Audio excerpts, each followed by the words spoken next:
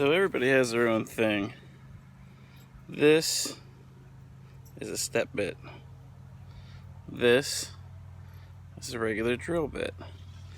Now I tried to use the step bit for pre-drilling my cross members on the fence, and as you would figure, by the time you got down to where it was pretty big hole for the head of the screw. So we're going back to a regular drill bit, just about the size or just a smidge bigger than the threads on the shaft of the screws. And for this part I'm using galvanized 3-inch wood screws. So I'm going to drill 2 holes in each side of the board, and then I'm going to take a level, and my level's here.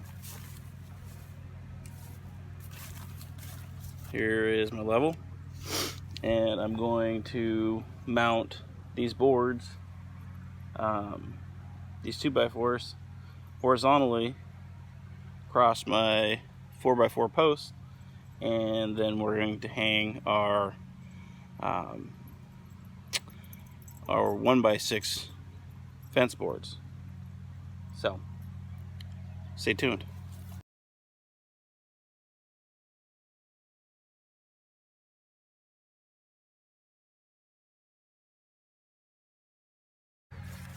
Well, now some of you might say, why did you pre-drill all those holes in all those 2x4s? Why didn't you just use the screw and screw it in? Well, here's our screw. It's 3 inches long. And the problem with wood today, especially fir hemlock style of kiln dried wood, the rings are bigger. It's just not the quality of the old wood that we used to get. And I can go into the forestry side of that, but I won't. Anyways, the problem is when you try to screw, that screw has to push that material away, and it ends up blowing up and splitting. So by pre-drilling the holes through the 2x4s,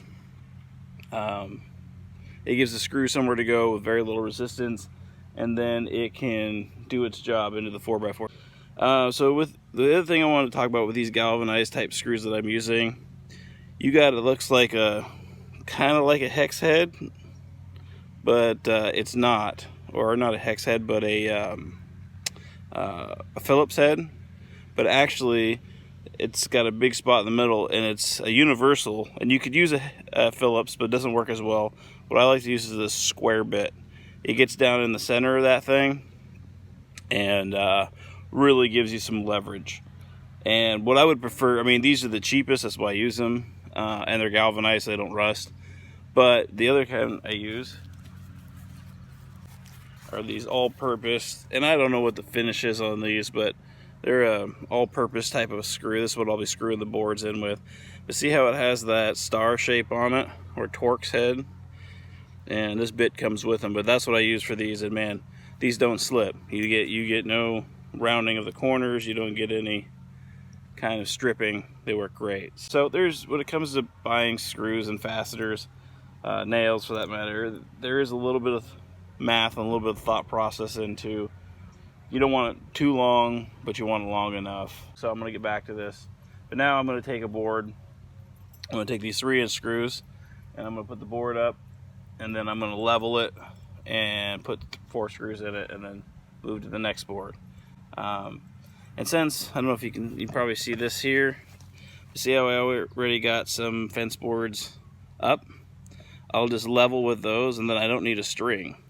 As long as I keep running my level, everything should stay at the same elevation, and everything should just plumb and look nice and straight and clean.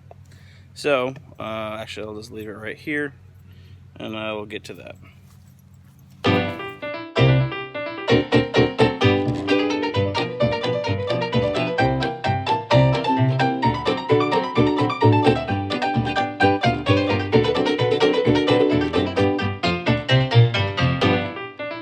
Alright, so my assistant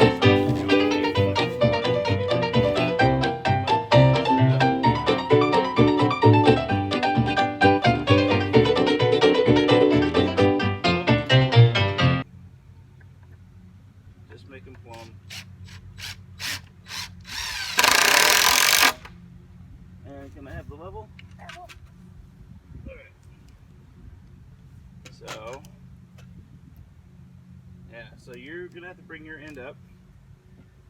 There, right, a little more, right there. So that's level here.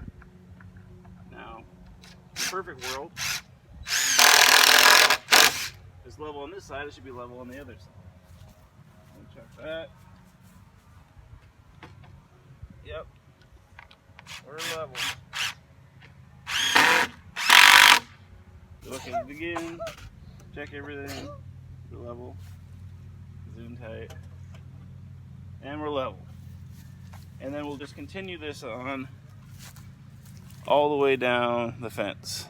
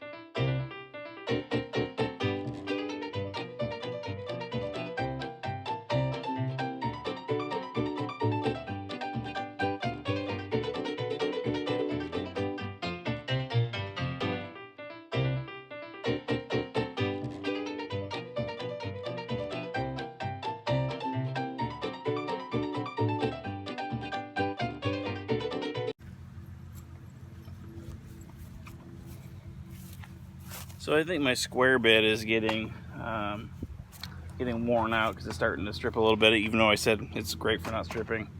Also, if you look, you can see that our boards are offset, and the reason that is because the elevation is changing.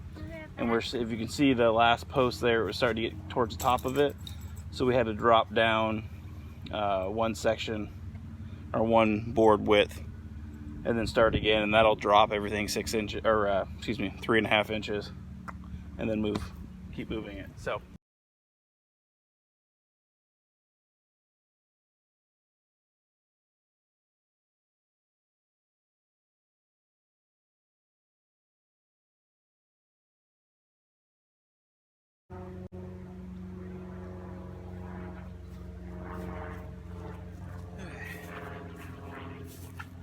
So I don't know if you guys noticed this so far yet or not, but I'm using treated posts for my fence posts because they're touching the ground. They're going to rot more. And the reason I'm not using treated posts for my horizontal cross posts is because they're not touching the ground. One issue I'm having, which I was explaining to my helper earlier, is that if you don't have, when you dig these holes, if you don't have them just absolutely perfect, you're going to end up with either boards too close or boards too far apart if you're using standard 8-foot boards or whatever, 10-foot boards, whatever your spacing on your posts are.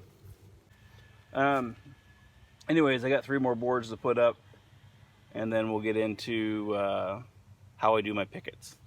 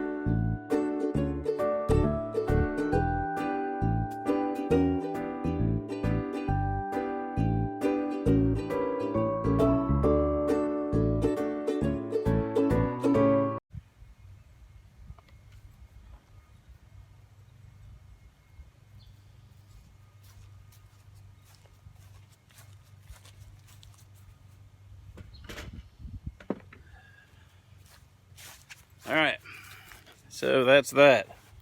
We got as far as we're gonna get today with the horizontal cross members, and then now we're gonna start doing the pickets.